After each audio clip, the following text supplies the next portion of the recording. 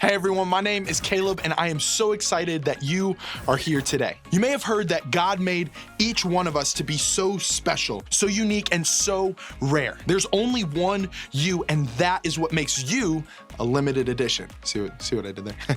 Now, it's one thing to know all of that is true, but sometimes the stuff that makes us unique is the stuff that makes us feel different. And different is not always what we want to be. Now, that reminds me of a time when I was a freshman, right? Went from 8th grade to 9th grade, right? And I was a basketball player.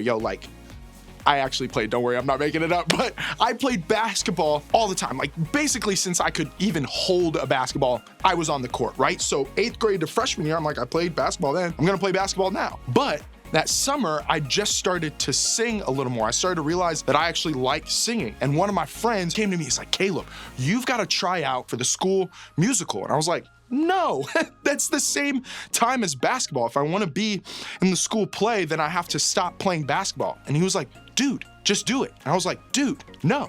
And we went back and forth and he was like, you're never gonna make it to the NBA. And I was like, I know, but I still love playing basketball. And it was just this random back and forth. And when I look back on it, it made me realize that I didn't want me being the singer to be my thing. Like I wanted to be the basketball player, because basketball player, everybody knows somebody who plays basketball. Not everybody's involved in drama club. That would make me feel a little different. And maybe you have something that makes you different from other people in one way or another. I mean, after all, we all have unique and special qualities. But while people may say it's not a bad thing to be different or stand out, you might not really believe it.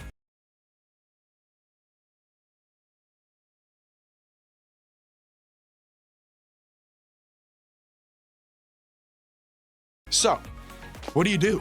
You might try to distract people from the things that make you unique. Maybe you even hide those qualities so that no one will notice them. And honestly, I get it. There are so many reasons it can be scary to be who you really are. But if we're honest, I think we all want to be accepted for who we really are. And we want to be loved no matter what. We know there's a big risk here. If we want to be honest about the things that make us special, unique, and even different, we have to accept the risk that we might get made fun of. We might even get rejected for it. Maybe you feel like, I do not think there is anything that makes me stand out. You feel like you don't have the talent or style or confidence to be a limited edition. Honestly, maybe you kind of wish there was something that made you stand out just a little more.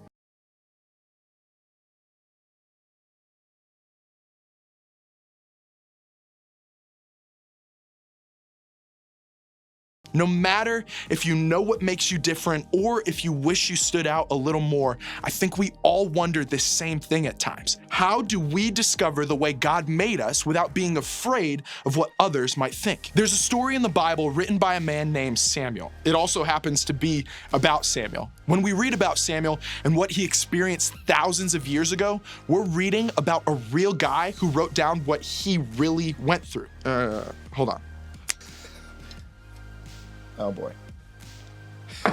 Samuel lived thousands of years before Jesus, so his story is found in the Old Testament in the Bible. Samuel was a spiritual leader among his people, and because of this, God directed him to find the next king of Israel, his country. This was a pretty big deal. Samuel was like that guy. He was him, right? God told Samuel to go see a man named Jesse. And God told Samuel that one of the 8 sons, 8, that's a lot of sons, one of the 8 sons of Jesse would be the new king. Now, I'm not sure about you, but there are all kinds of things I would look for if I was choosing someone to be a leader. I would want to pick someone with influence and power, someone who was strong and smart, someone who would be fair and just try to do the right thing. And of course, someone who just looked really cool on a throne.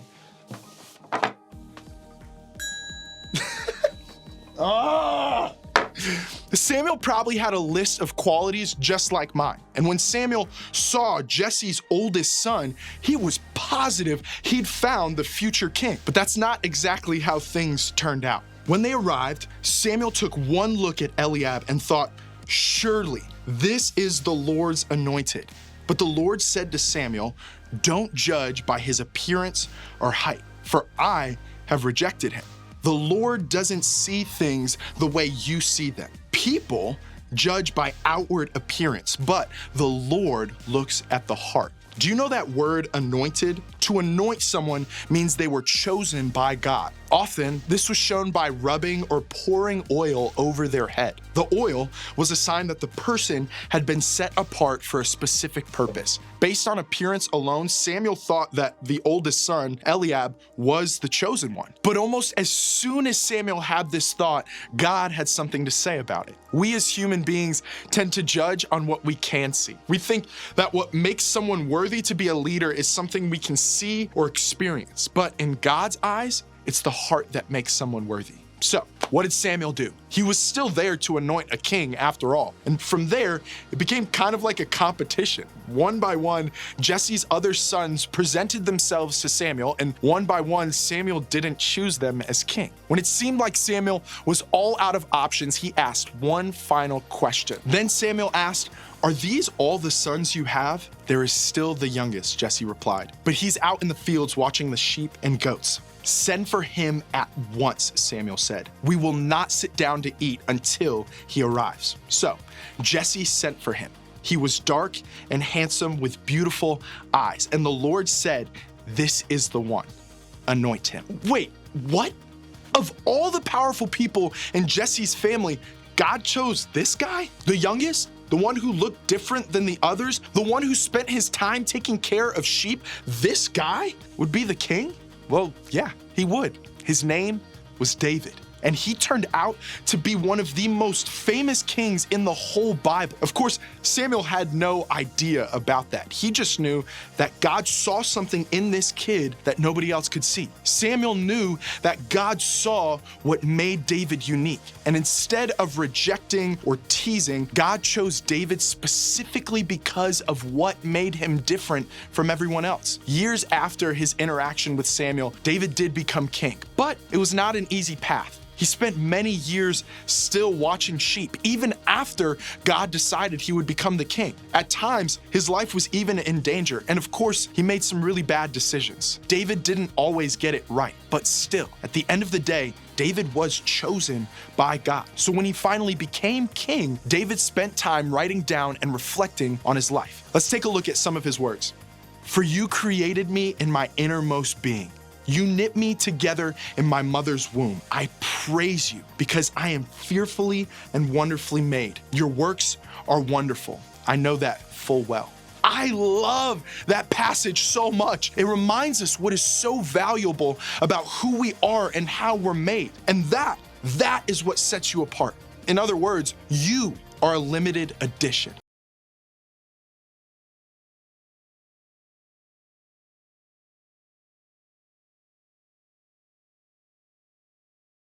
Now, listen, I get it. Believing this about yourself may be easier said than done. You may not love the things that make you a limited edition. And even if you do love the unique things about you, other people may not. So, I want you to try a couple things. First, try positive self-talk. Shift your thinking from negative to positive. The next time you're being hard on yourself about what makes you different, pause. Instead of focusing on what you might not like about yourself, try to focus on what makes you a limited edition. Remember, God encouraged Samuel to see others the way God sees them, and I think God wants us to do the same. We should do this for ourselves and the people around us. And second, build a positive team. Surround yourself with people who celebrate you. Who are the people in your life who love and accept you no matter what? Who are the voices encouraging you to love the way God made you? Who are the people reminding you of what's true and unique about you?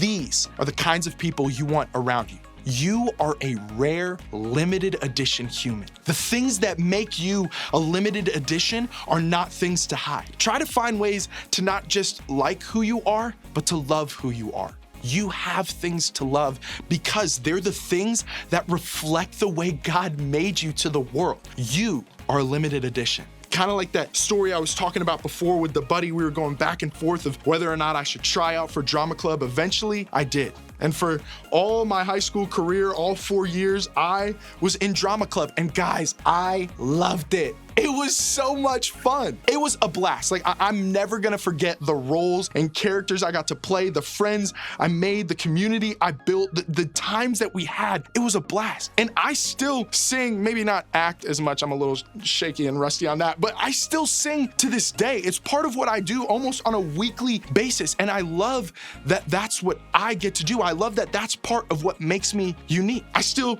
can play basketball and do all these other fun sports, but the singing, that's what makes me feel like a limited edition. So I want you to remember too, when you find that thing, you are also a limited edition.